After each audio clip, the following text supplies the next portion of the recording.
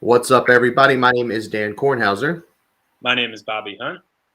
and thank you guys for tuning in for another episode of Shoot the J. Shoot Shoot it. Let's do it! it. Bob and I are here as we are every Tuesday. We're going to talk all things NBA.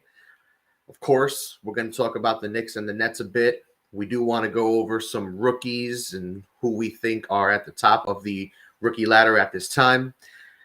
And we're going to talk about a bunch of other stuff going around the NBA. So let's start, Bob, with the Nets.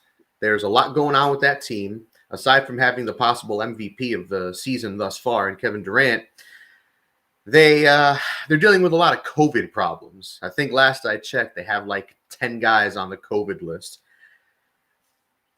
It's getting ugly out there, man. It's bad. Everyone's getting hit really hard right now, but they're still using G League players. They loosened up some restrictions. Mhm. Guys can come and go. They're not putting as many limits on two-way players, and they also have these hardship signings now, where you see guys who haven't even played in the league in a few years, like Lance Stevenson signing today, I believe with the Hawks. So it's Yep. hitting everyone, and it's hitting the local teams as well for sure. So now the Nets are looking to bring back one of their superstars.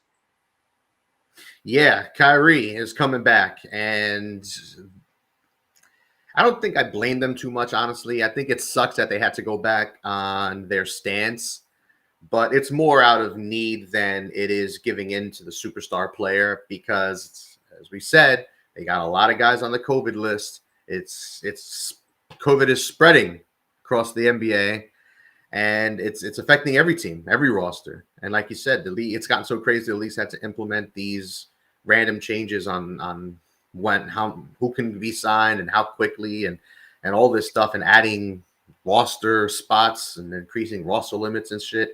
It's getting crazy out there. And Kyrie coming back, he's only going to be playing road games in cities that don't require people be vaccinated to be indoors. So pretty much everywhere except California, New York, pretty I don't much. know. I mean, it's city specific, so it's not even California. It's really just San Francisco. So when they go to play the Warriors, Mm-hmm.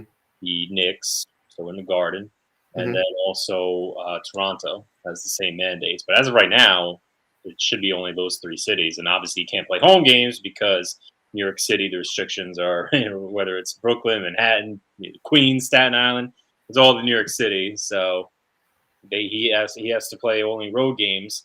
But they seem fine with it. I think they shouldn't have capitulated to him, but it is out of necessity. But I think they also realize, look, we aren't the best team without him. They need his help, mainly for the playoffs. Of course, we've talked about it. We've done 3 shows already. This is our 4th podcast.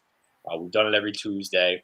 And when we talk about the Nets, we've always said they're going to be fine. They'll continue to get better and have a great record, be a top seed in the East. But it really comes down to playoff time, where they need to make the finals at least, or else it'll really be a failure. But they do need Kyrie's help. I don't think there's any doubt about it. If they want to get to the promised land, they can't. I don't. I They could win a championship without him, but I think it's very unlikely. You put Kyrie back on that team, and he can play all those games. We'll see if that happens. That's the bigger question. But that's down the road for them. But with him in the fold, they're absolutely one of the top 3 contenders for the title. Man, in my opinion, even without Kyrie, they're still one of the top 3 teams. As long as Durant and Harden are healthy and playing every playoff game, there's no team in the East that's better than this squad. It doesn't matter who else is playing. It could be Durant, Harden, you, me, and Blake Griffin. All right, and Durant's going to drop 50. Probably Harden's going to get a triple double, and we're going to win by 10. It doesn't matter who we play. No, I Okay? still think the Bucks are better than them. When you're saying these teams are at full strength, if Kyrie's not there, no, I think the Bucks are better. And then out west, I'd say the Warriors are better. I still like the Lakers. So those 3 teams are the first ones that come to mind for me when you look at teams that could be better than them, assuming Kyrie's out. If Right. Kyrie in the fold, for me, then I'm super comfortable saying top 3 team in all of basketball. Now, who thus far, since you mentioned the Bucks, you mentioned the Lakers, you mentioned the Warriors, who's your current MVP of the season thus far? To me, it's got to be Steph Curry. Honestly, I know you said Durant, certainly in the conversation. There's no question about that. But Mhm. I would give it to Steph Curry. The Warriors still have the best record. He's been averaging over 30 points a game, and the Warriors are much improved over last year. And they really haven't changed the roster all that much. Yes, they did bring in a few new pieces, like Otto Porter, for example, or Bielitsa is playing some minutes for them. But otherwise, Clay's still not back. It's really him, Draymond, Wiggins, Looney, the same guys that they pretty much had last year. They Mhm. added Andre Iguodala, so that's a big get for them because he was a key part of their first championship team there. So getting him back helps, but really the roster hasn't changed over that much, and they're significantly better. They're playing at a really high level. Steph's firing on all cylinders. Right now, he's the favorite for the award, but Durant's that close. He's very close. I actually would flip flop it. I think Durant is currently the leader in the NBA for the MVP trophy. And it's mostly because of how efficient he's been and how dominant he's been. He's coming off of a 50 piece not too long ago. They're 12-3 in close games within 5 points over the last 5 minutes, which ranks, if not the best, one of the best in the whole league. And when Kevin Durant's on, man, there is no one. It doesn't matter what defensive scheme you have as a team. Doesn't matter who you have covering him. If he wants to score, he's going to score. And it's been real special to see him carry this Nets team without Kyrie, at times without James Harden, and dealing with a bunch of old heads and just swinging it out there. It's impressive. Curry is my 1B. Because, like, for all the reasons you said, my only issues, which is, I'm going to say this and it's going to sound crazy out loud. There we go. Curry is shooting a career low in field goal percentage, like 43.1%. And his 3-point percentage of 39.9 is also a career low. Now, you know you're something special when I'm looking at your career lows and you're shooting almost 40% from three, and that's your career low. That's that's absurd. That says something about how great of a shooter Curry is and has been over the course of his career. But before we continue, because I'm slacking on this front, I do this every show.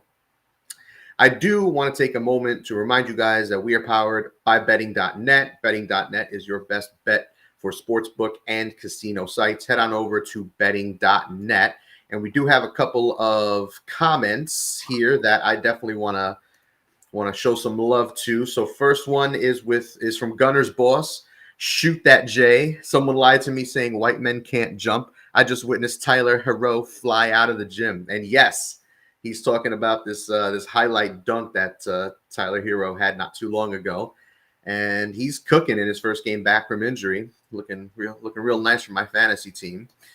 But that's the first one. And then Gunner's boss also threw this out there about Kyrie. Kyrie needs to get on his game or go away from Brooklyn and maybe basketball. He isn't helping the team if he is not playing. And you know what, Gunner's boss? You are 100% correct. I couldn't agree more. Honestly, dude, I'd rather this guy just go away. I'm tired of his antics. It's fine to be informed, and it's fine to have your own opinions on how you want to live your life and how you want to handle your health and how you want to view the world. That's all on you. More power to him. He has his stances, he has his beliefs, and he sticks by them. There is something to be said by that. However, it's too much. You want your players to make more noise on the court, make noise on the field. You don't want them to make noise off the field or off the court. Now, granted, he's not breaking any laws. He's not, some womanizer who's, gonna out there doing crazy things. He's not some partier who's out there being reckless and drunk driving and doing stupid shit and getting into fights and clubs or something. So, he's not a bad guy, but he's in the news for all the wrong reasons, especially here in New York. Now, maybe that's magnified because this is New York, because he's in Brooklyn, because of who he's playing with and the expectations that team comes with. But people are getting tired of it out here, man. It's I hear it on the radio every day, or whenever the Nets are talked about on local radio stations, local TV shows, whatever. Whenever his name is mentioned, people are just tired of it.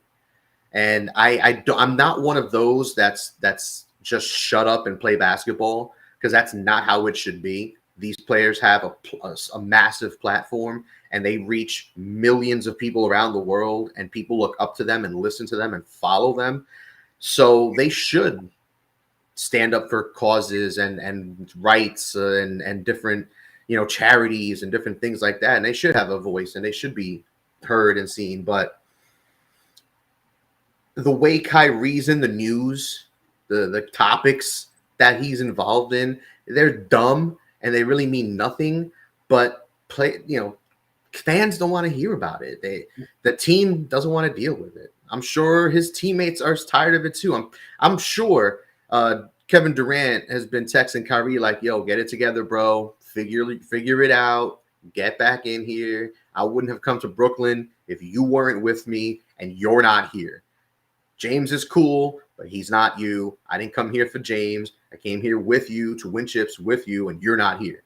Get here." So I'm sure that probably had something to do with this whole ordeal. Maybe Kevin Durant went to the team and said, "Listen, people, I didn't come here for this. All right, I'm not carrying it like this. Y'all need to fix this. We need to all figure this out." So I'm sure Durant had some play in that, but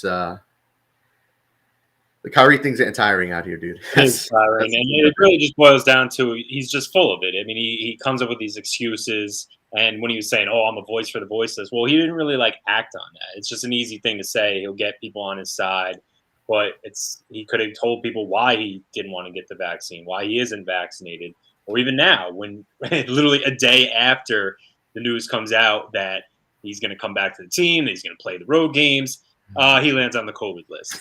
So, if he tested positive for it, and he's coming back, this is his perfect opportunity, especially whether he's experiencing symptoms or not, whether he's asymptomatic or not, to say, "Oh, I'm going through this experience. I chose to not get vaccinated for this reason. This is how I'm dealing with the virus now. It's really not that bad." Now, obviously, he's a world-class athlete, so we don't expect it to really affect him that negatively. But to say you're a voice for the voiceless, but then you really just kind of disappear for months, it's BS. And I just see a lot of people just sneak through a lot of his BS. It's always something with him, as we know.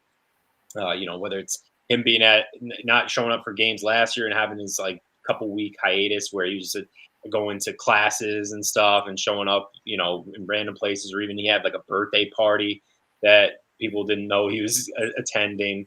And so it's just too much to deal with. I get he's a great player. That's, of course, why he's coming back. That's why the Nets probably did reach out to him and say, "We want to have you back. You'll be a part-time player." And obviously, we have many more podcasts to discuss this. But what I alluded to before is it'll really hit the fan basically once we get toward playoff time. Because if he decides I'm not getting vaccinated, that's going to be a huge issue, because he's not going to be able to play their home games. Mm-hmm. And what if they play the Knicks in a playoff round, or they play the Raptors? It's possible. You figure both those teams are going to be toward the bottom of the standings, while the Nets are at the top of the standings. So then it's going to be a huge issue. Or if they make the finals, say it's all kumbaya, they breeze through the East. What if they play the Warriors in the finals? He's not going to be able to play those road games. So that's where it's really going to be a big quandary. They got to start figuring out plans for that now, I think. At least have those discussions. We got to figure this out, because, it's all well and good right now. Team's cruising. He'll help. He'll play the road games. But come playoff time, I think he's got to get vaccinated. Now, the NBA and commissioner came out today, actually, and said that there is no current plan to shut things down. There's no plans to do anything drastic like that. He says they have several contingencies lined up depending on what happens in the coming days and weeks. He said there's also a possibility that while they're not going to be canceling Christmas games, at least at this point, pending something, massive and unforeseen, while they're not doing anything to the Christmas games in terms of canceling them, they might just change the times that they start, which, I don't know what the difference is. If the game was supposed to start at noon and instead they started at 3, I don't know what the difference really is. No. So they're saying because of ratings, the best time slots are 2:30, 5, and 8. Okay. when the games are usually the other two games are at noon, and I think what 10:30 probably. So they're just saying if any of those games gets postponed, especially say if it is I think the Nets play the Lakers at 8 o'clock. So if that got postponed, they'd probably rather move one of those games into that 8 o'clock slot. Right now, the Knicks are supposed to play the Hawks at noon. That game is very likely to get postponed because Hawks have a ton of guys on the COVID list. The Knicks have still managed through it, and they're playing right now against the Pistons. But the game against the Hawks is definitely up in the air because of them having just way more players on the COVID list. Trae Young is the most notable, of course, of all of them. So they're just saying they want to fill those middle of the day time slots because that's when they get the best ratings. I get that. It's just, I don't know. I don't know how to feel about it. It sounds weird to me. I don't know. It just sounds weird. I can't help it. It makes sense. People aren't as likely to watch at noon or 10:30 on Christmas Day. Those premier slots are in the middle of the day.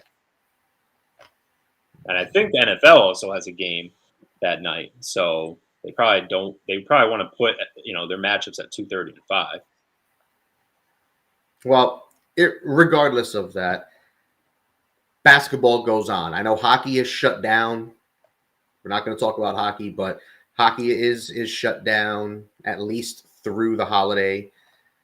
They're not NHL players are not going to the Olympics, so that's the first domino to fall. We'll see if anything happens in the NBA or NFL. I know we've talked about this a lot off the air, Bob and I have, and we are on polar ends of the spectrum on this one. Bob doesn't think anything's going to happen to the NBA or NFL at all. It would have to take something drastic, like half the league getting infected or something like that at the same time, for either of those two leagues to put a pause on anything. I think it makes a little bit of more sense to take a pause and give some of these guys time to get out of health and safety protocols and try to get these positive tests to kind of chill a bit, because it's getting absurd. There's over 80 players on the list right now, and it's not just randos. It's literally everyone from bench players to superstars, or the Trae Youngs of the world, and of course Kevin Durant, Kyrie, James Harden. I mean, going down Zach LaVine. I mean, you can go all across the league. Jared Allen, and you're listing superstars. So I think for me, like I've been telling Bob off the air, if it keeps getting worse, we're gonna play NFL games and we're gonna play NBA games with G League players and shit. That's hideous. It's awful. So I know far, that's the case with the NBA at least, and even the NFL. They're calling guys up and having to pull guys off the practice squad. Now, I get your line of thinking. We want this to calm down. My only point is just that even if it calms down for those 2 weeks, it's not like COVID's going to go away. Like there's still going to be a very high likelihood that when these teams come back and they get together, whether it's in their training facility or playing the actual games, there's just so many people involved that it's going to, it's very likely another outbreak could happen. That's my main point. It's just, maybe it would help for those 2 weeks they come back, but there's nothing to say that, other outbreaks can't happen, especially being that it is the winter. There's still going to be so many guys indoors, and as much as we try to practice social distancing and wearing masks, it's a highly transmissible disease, as we've seen, and the Omicron variant seems to be very transmissible, more so than the others. So that's just my point. It's like they're going to try to manage. I get where it's ugly for not only fantasy but looking at it. When you watch these games from an entertainment value standpoint, you're right. It's not as fun watching the Nets and David Duke and these guys. Of course, sometimes it's fun with games. You see these random players like him, go off and get nearly 20 boards in a game like he did Saturday against the Magic. At the same time, though, the NBA still figures, all right, this is December, we can manage through it. NFL, we're not going to dive too much into that, but their bigger problem is, their playoffs are in January and February. The NBA doesn't have to worry about that till April and May. All right. Well, we'll see what happens. We're right in the thick of it. Into the thick of it. You just wanted to say that. I wanted to say it so bad. It was on my mind for the last 2 minutes. I just had to say it out loud. But I do want to say We're powered by betting.net, your top sports book comparison site. Betting.net offers extensive reviews on the best sports books out there. Head on over to betting.net. Now, I do want to change the topic a little bit, change the feeling of the show a little bit from COVID and all that negative Nancy stuff You to, were hella negative last week, by the I way. know, I have my moments. I just thought of that. Yeah, last week you were so upset and disgusted, but Disgusted. we haven't gotten to that team yet. So We haven't gotten to that team yet. I don't no, even want to talk about them. I'm repulsed by the team that we love. But I want to change gears a little bit to something positive. It's basketball's birthday. Basketball was born on this day 130 years ago. James Naismith invented it in a YMC in Springfield, Massachusetts. And the rest, as they say, is history. Here we are. It's a worldwide sport. It is arguably the second most popular sport in our country. And the NBA has its footprints not only on television, but on Twitter and all over social media. It's the biggest like social media sport. Everyone's in it on it. Everyone's got a voice. It's fun. And it's to see what the NBA has become and how popular it's become in our country and stuff like that. It used to be, baseball was most popular, then football. Then football took over. Baseball was still there, America's pastime. Basketball was always like third in the mix because no one really cared about soccer or hockey in this country. And no other sports worth mentioning. No offense to those sports, but it was just the big three pretty much in our country forever. But NBA is making moves. I think NBA is past baseball at this point. I think NBA and football are like right there. I still think football's the most popular sport, but the NBA is right there. And we're in a really cool era, I think, of basketball where, like, I remember when we were in high school, early 2000s, mid 2000s, NBA was butt. It was dominated by two or three teams. There was no parity. There was no excitement. Like, even when the Knicks were the 2 seed, I knew there was no way we were going to make it to the chip.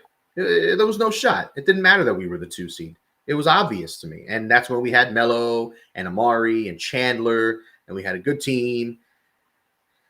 But it didn't matter.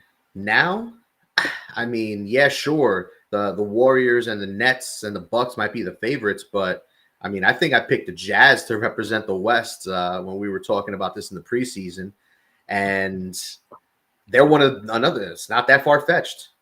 It's not that far fetched at all. Both Gobert and Donovan Mitchell are on the short list for MVP candidates after the top guys. They're honorable mentions because they're playing so well, and the Jazz are right, but really last year showed us between the with the Bucks and the Suns, we're in an era where literally anybody can make it and anybody can win it. You still need the star power, obviously, but we're in a fun era. And even though the Knicks suck and we're just a total disappointment, and we fell off like Owen out there, and it's very disappointing, it's still fun to watch basketball. I can't say the same or about the early 2000s and stuff like that, the Eddie Curry days, and just gross thinking about it. There was nothing to look forward to. But I want to say happy birthday to the NBA. And with that in mind, Bob, what if you had to pick something that in your life that stood out to you personally? What would you say is your personal favorite basketball moment? It could be a game. It could be a team making the playoffs. It could be a player doing something special. It could be a game you attended. What is one of your favorite basketball memories in your life? all right. Well, I love the question. I got three actually, but I'll run right through them real quick. So one Okay. I'm going to mention from the jump, we go furthest back, and that's to 1996. Me watching the Dream Team. That's the first time I really started getting into sports. I'd gone to a Yankees game, I believe, at that point. So I was starting to get into sports. My dad, I would go with my dad to different sporting events and play baseball and whatnot. But I remember watching the 96 Dream Team, and that really started getting me into pro sports and getting me into basketball. So it wasn't even necessarily a singular game that I recall, but just seeing that collection of stars and seeing the Michael Jordans, Scottie Pippens, Pat Ewings, all the guys that made up that team, Reggie Miller, seeing how amazing they were and how good they were, and to find out later that isn't even like the real dream team that everyone talks about, because they were still being called the dream team at that time. But yeah, well, they weren't as quite as dominant as that original 1992 team. So that's one of my first favorite basketball moments. Okay. Then, as far as the Knicks, my favorite basketball team in the pros definitely would be a lot of those series. But if I had to pick one, playoff series that they had during those years, it would be 1999. I remember Allen Houston hitting the game winner against the Heat in that 1999 first round when they upset them. Now, it was that lockout shortened season, so even though the Knicks were an 8 seed, they were definitely a better team than an 8 seed. And the Heat were number one. I just hated those Heat teams. Alonzo Mourning, Tim Yeah. Hardaway, Dan Marley, Brown. Oh God, I hated those guys. So that was a bitter rivalry, and I was just so elated when Houston hit the game winner at the end of Game 5. That was one of my favorite basketball moments. There's plenty others, like Larry Johnson's 4-point play. That was amazing, but really that moment with Allen Houston, because he was also probably my favorite Knick at the time. And then my last one, because I went to Indiana, so repping the Hoosiers, chose that as my beer glass for tonight. Classic. It would have to be now. I went to many games when I was out there, but they weren't very good. Herrick Gordon was there my freshman year. We were in the same class, so it was cool watching those games. But they fizzled out. Had the whole Calvin Sampson drama. Not a very good 4 years that I was there, as far as how the basketball team did. But 2011, after I had already left, and Christian Watford hit that game-winning three at home in Assembly Hall to beat the then undefeated Kentucky Wildcats with Anthony Davis on that team. That is probably easily my favorite college basketball memory. It might even surpass a lot of the Knicks ones. Even though it was a regular season game, didn't win any kind of playoffs or anything real significant. It's just if you go to Indiana, you absolutely loathe Kentucky. You hate Kentucky basketball, as well as Purdue, of course. And it was very significant because Indiana did actually have a good team that year, but that was the only loss that Kentucky Wildcats team had all year. It was in early December of 2011. They wound up winning the championship, as everyone knows. Davis went on to be the number one pick. They had a star-studded team, but Indiana was the one team that was able to beat them that year. And Indiana remains the last team to go undefeated through an entire basketball season, from 1976. So by doing that, they held on to that prestigious title and still do to this day.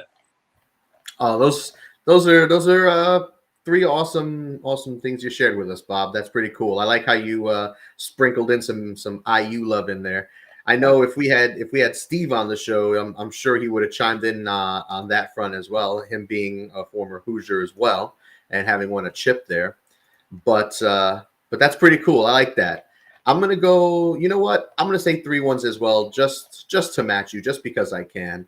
One of which one of my favorite memories was Dallas beating the Heatles, primarily because they were the underdog.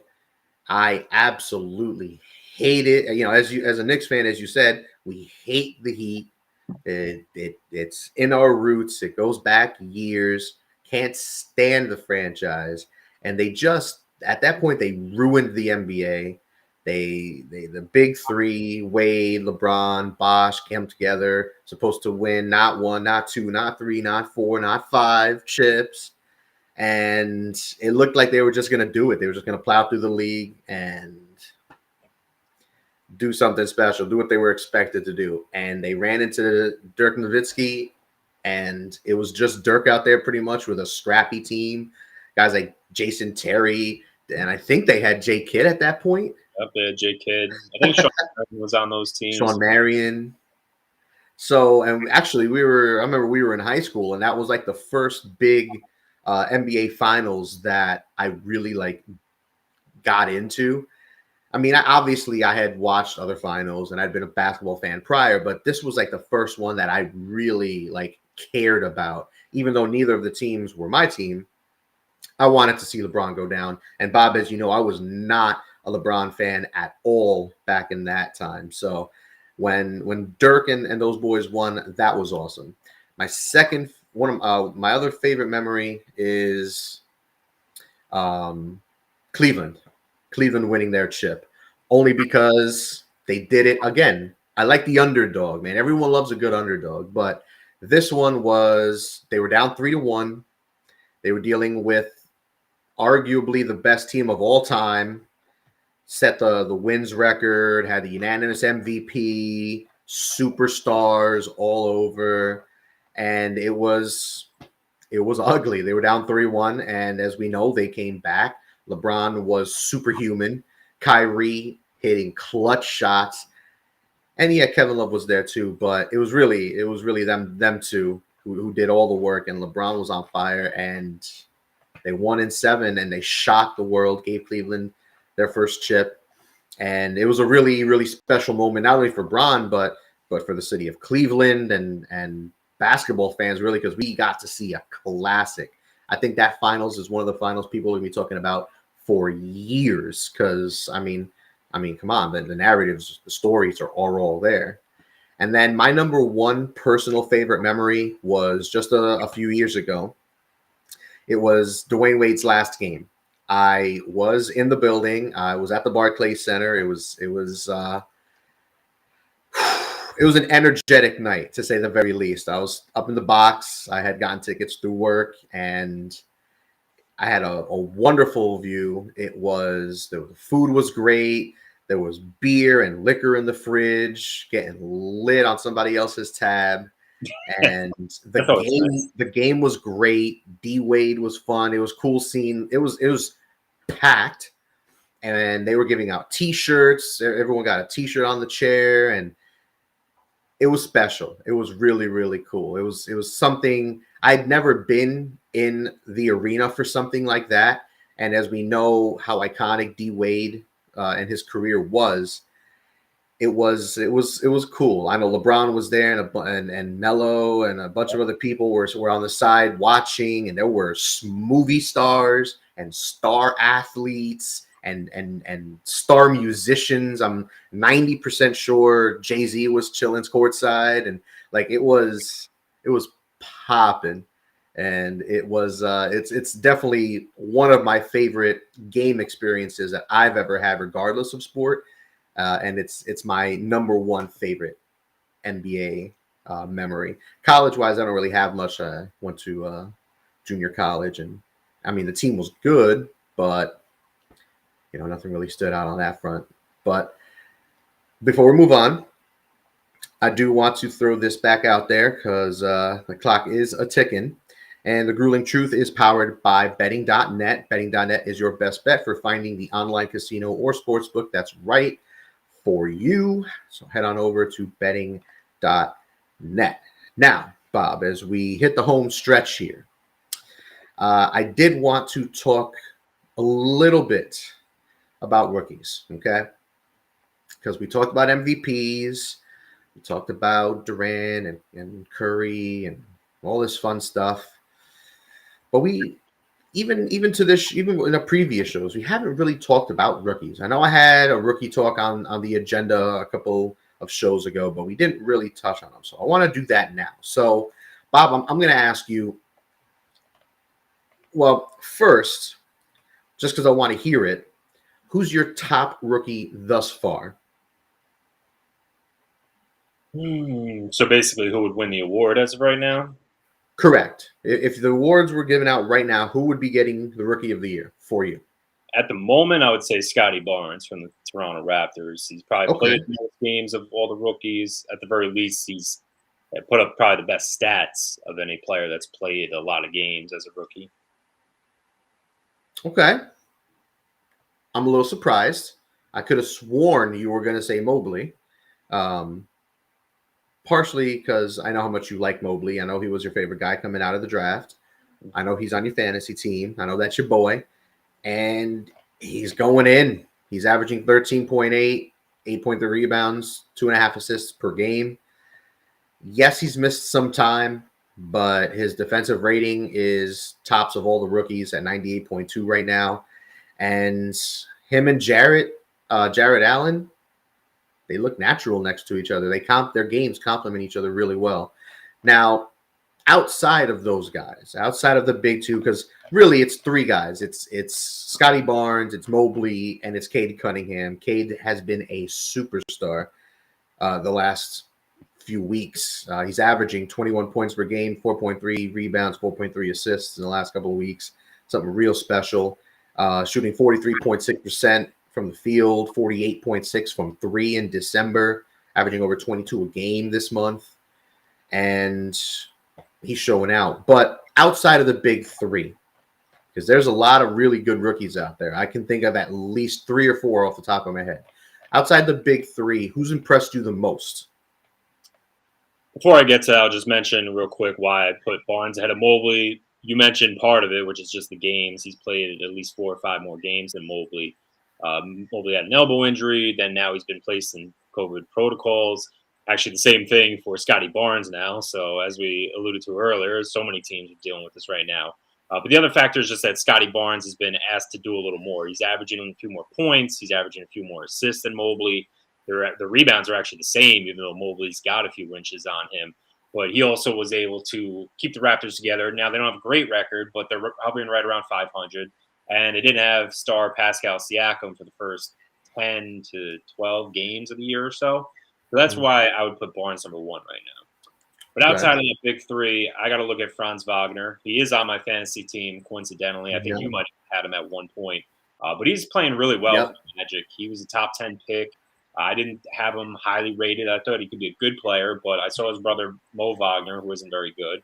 And so I thought, I don't know, maybe he'll struggle like his brother has. Now, Mo Wagner wasn't a high draft pick. I think he was still a first rounder, but later in the first round a few years ago. But Franz is excelling. He's doing great this year. Like 14 and a half points, almost 5 rebounds, about 3 assists. The percentages are decent, pretty good for a rookie, around 45% field goal, shooting about 36% from 3.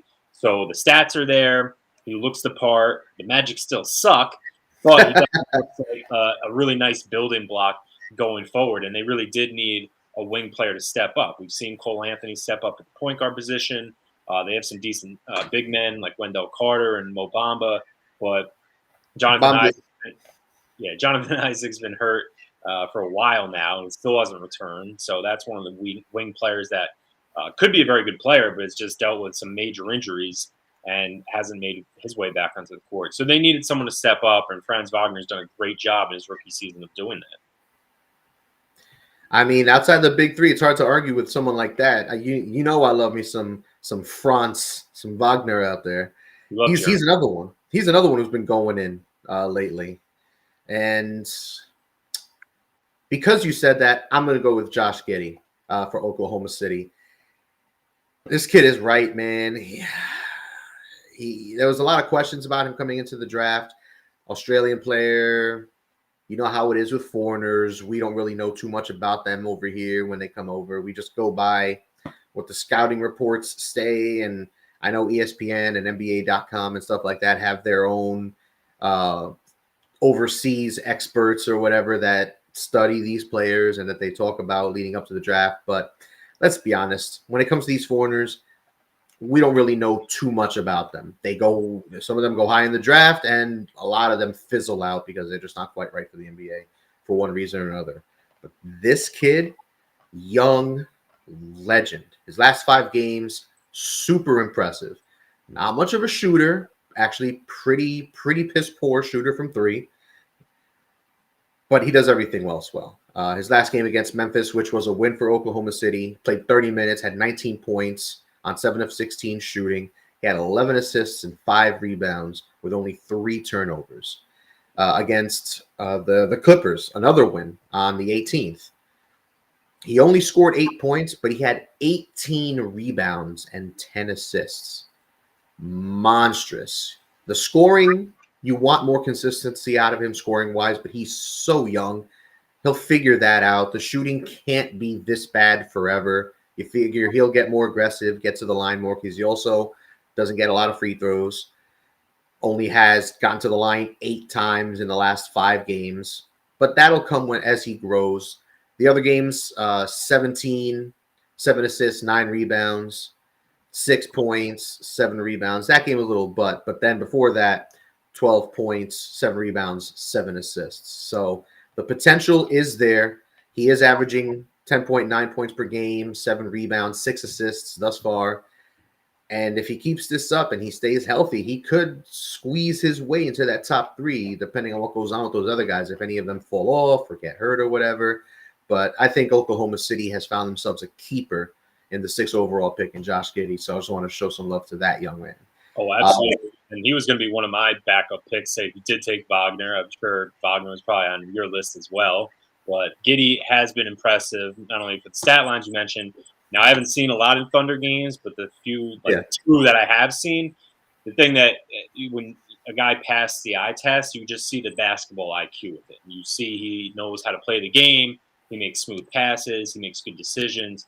And as I said, I've been saying for years to you, and especially Greg, is if your shot is a problem, that can always be worked on. You can refine a shooter's form and develop a shot and become a better player. But that natural feel for the game, those instincts, and then obviously the size that he has, or someone like LaMelo Ball has, obviously you can't teach that. So he has the size, the athleticism, and the IQ, and then you can supplant his game over a few years and develop a shot or work on other facets of the game that can be trained. Because there's other innate abilities that you can't always see translating. The innate abilities will translate, and those are the ones you can't teach, is what I meant to say. That's the one. There you go, Bob. I knew you were going to get it out eventually. Exactly. But Cade Cunningham, your boy, he's going to have something to say about this race as well. The number 1 pick. He's been awesome since he returned from his injury. Yeah, and Greg just sent me an offer tonight of Cade Cunningham for Malcolm Brogdon straight up. Safe to say I rejected that within 5 seconds of receiving the offer. And the look on your face, you either just smelled some vinegar or you were disgusted by that trade offer. I'm going to bet it's the latter. Yes, you were absolutely right. It's a terrible trade. It's an awful. He's going to get hurt again, like he always does every year. He's out right now. Oh, exactly. It's completely useless. Cunningham is more valuable. I want to hit Greg. I want to hit Greg in the face. All right. Good, I just want to say that on the air. I want to say that out loud. I want everyone out there to know. But before we wrap things up, I do want to give some more love to betting.net. Betting.net finds the best promotions, offers, and bonus codes so you don't have to. Head on over to their website now and take advantage of things like free bets and matching deposits. Betting.net. And Bob, I mean, unless you have any closing thoughts, any other questions or concerns, I think we're done here.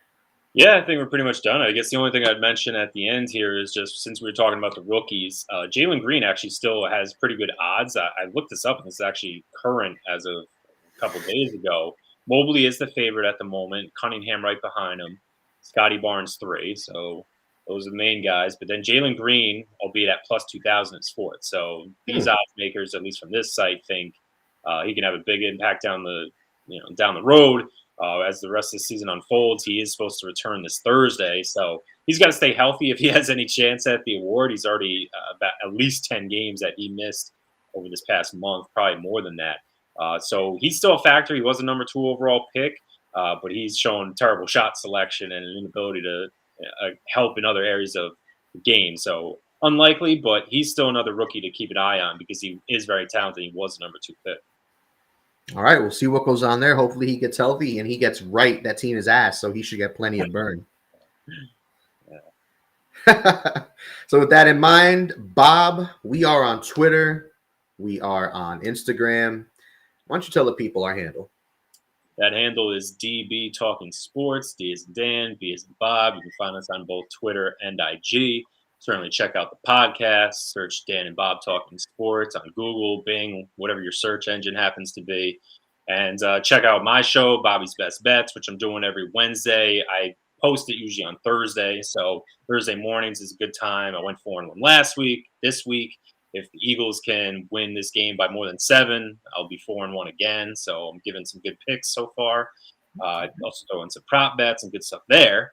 And then you can also check out Dan. He's doing his draft show on Monday. He's got his pick show with the guys tomorrow that he airs live like this show. So definitely a lot of content out there, and we'd appreciate a follow, a like, comments, feedback. Tell us we suck. Tell us we're great. We want to hear it. I mean, I know I'm great, so I don't need to be told. You're okay. I'm all right. I'll take that. But well, I think that's it, folks. And I'm just gonna sprinkle this in one more for the road.